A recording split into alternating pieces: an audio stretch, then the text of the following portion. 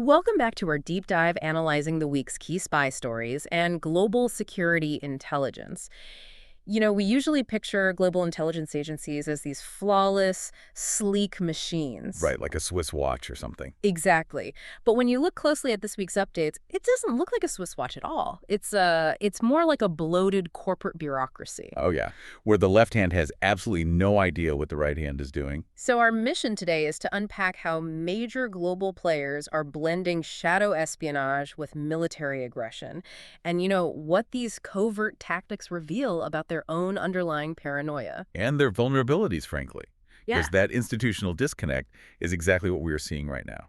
Let's start with Russia. Over the past week, Ukraine's counterintelligence, the SBU, dismantled multiple embedded networks run by the FSB. Right, the ones in Kharkiv. Yeah. They caught this husband and wife duo who were literally transmitting real-time troop logistics and air defense radar maps. Who's handing it over to their handlers to guide Russian airstrikes. Which is wild. And both are now facing life imprisonment. To me, this is basically crowdsourcing missile strikes. Yeah, that's exactly what it is. If you rely on local civilians to do your targeting, it paints a pretty unflattering picture. That is a military fundamentally struggling with its own capabilities. Well, and that ground-level desperation is exactly what's driving panic back in Moscow. Wait, really? They're panicking. Oh, absolutely. Hmm. If a superpower's military machine cannot execute basic targeting without a local civilian texting them coordinates, the conventional apparatus is failing. Wow. And that realization is fracturing the political military elite over there. We're actually seeing factions internally debating whether to just settle for a Pyrrhic victory. Just freezing the front lines at a massive cost to save face. Exactly. You can see the paranoia, look at the intensified security around Putin, or the completely subdued Victory Day celebrations. But wait, if they're fracturing internally and struggling that much, why did Moscow just pass a new law allowing the deployment of Russian forces abroad? To protect citizens from foreign legal action. Yeah. Isn't expanding your footprint the opposite of retreating? It is purely a declaratory move. It's aggressive overreach designed to project strength and mask a severely strange reality. Okay. So Russia is trying to compensate for military anxieties by leaning on unconventional civilian exploitation, Spot on. which actually feels like a perfect transition to what we're seeing with China's global strategy.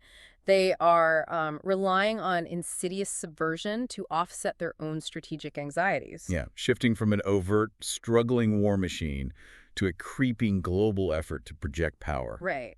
Like the PLA ramping up gray zone harassment.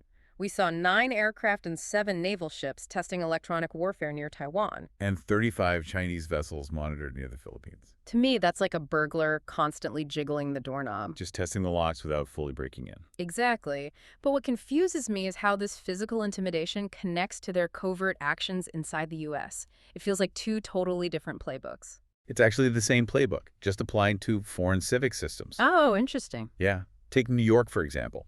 Liu Jianwang was just convicted of running a secret PRC police station. Right, right. The goal wasn't traditional espionage.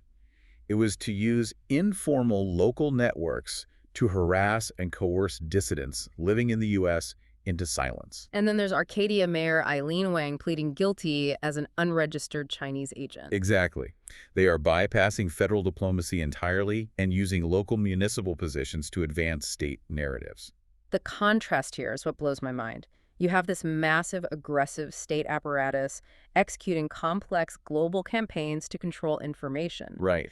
But then China's Ministry of State Security has to issue a public warning because Chinese government entities are accidentally selling refurbished hard drives. Yeah, hard drives loaded with classified state secrets. How does that even happen? It's a massive non-kinetic intelligence risk, meaning a threat that doesn't come from bombs, but from pure bureaucratic failure. Just IT departments selling off old hardware without wiping the data? Exactly.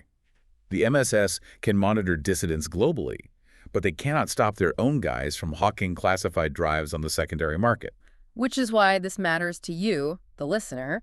We live in a world where data is the ultimate battlefield, and adversaries are exploiting vulnerabilities everywhere. From local city councils to discarded hardware. It's just ironic. These trillion-dollar state security apparatuses aren't being undone by James Bond. No, they're being undone by local mayors, civilians in Kharkiv, and IT guys selling used gear. It proves even the most formidable state actors are riddled with structural blind spots. Which leaves us with this final thought for you to ponder. Yeah. If massive, controlling surveillance states are accidentally leaking state secrets on cheap, refurbished hard drives, Hmm. how secure is the supposedly deleted data floating around on the used devices we sell online every day? Oh, wow.